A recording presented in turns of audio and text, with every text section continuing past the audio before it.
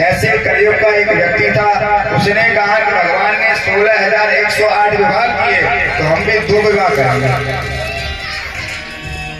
अब महाराज उसने 2 विवाह तो कर लिए, पर विवाह के बाद उसको पता चला घर में रोज कलह हो गए, रोज लड़ाई झगड़े। तो पहली वाली पत्नी नीचे रहे और ये छोटी पत्नी आई वो छत पर ऊपर रहने लगी। दोनों में झगड़ा रोज हो गया। अब पति बड़ा पछतावा, अब भोजन को लेकर समस्या होने लगी। बड़ी वाली कहती पहले मेरे यहाँ भोजन करोगे, छोटी वाली कहती पहले मेरे यहाँ भोजन करोगे। एक दिन नीची वाली ने जल्दी से भोजन बना लिया और पतिदेव जैसे भोजन करने के लिए बैठे हैं, इतने में ऊपर वाली का भी भोजन तैयार हो गया। अब ऊपर वाली आई, इसको कैसे ऊपर लेके जाएं, ये तो नीचे भोजन करा रही है। तो जैसे वह रोटी लेने के लिए अंदर चौके में गई, इतने में वह दौड़ी दौड़ी आई, पतिदेव के हाथ पकड़ लिए और ऊपर की ओर खींचने लगी।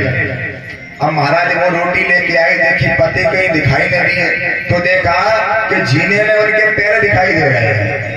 तो दौड़ करके आई, उसने नीचे से पैर पकड़ लिए, ऊपर से वो हाथ पकड़ के ऊपर खींचे, नीचे से पैर पकड़ के नीचे खींचे। अब महाराज पतिदेव का होने लगा मंथन। अब पतिदेव चिल्लावे छोड़ दे, लेकिन एक ही जगह छोड़े। और इतने में आ गया एक चोर घर में चोरी करने के लिए। अब महाराज जैसे उसने ऐसा सुंदर दृश्य देखा, चोरी करना तो भूल गया, चुपचाप वही खड़ा रहा। इतने में इन लोगों ने शोर मचा दिया कि चोर आया। लोगों ने पकड़ दिया। अब उस चोर को पकड़ के कोतवाल के पास ले गए।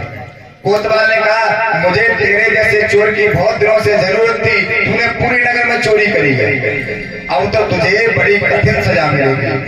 बोला हाथ जोड़ के महाराज चाहे तो मुझे फांसी दे दो, पर एक सजा मत देना। बोले कौन सी? महाराज मुझे 2 विवाह की सजा मत देना। तो कोतवाल ने कहा 2 विवाह में ऐसी कौन सी समस्या है? बोले महाराज इसी 2 विवाह के चक्कर में तो हम पकड़े गए हैं। जब 2 विवाह का नाटक देखा तब हम पकड़ गए, और जब कहीं 2 विवाह हो जाए तब पता नहीं क्या होगा।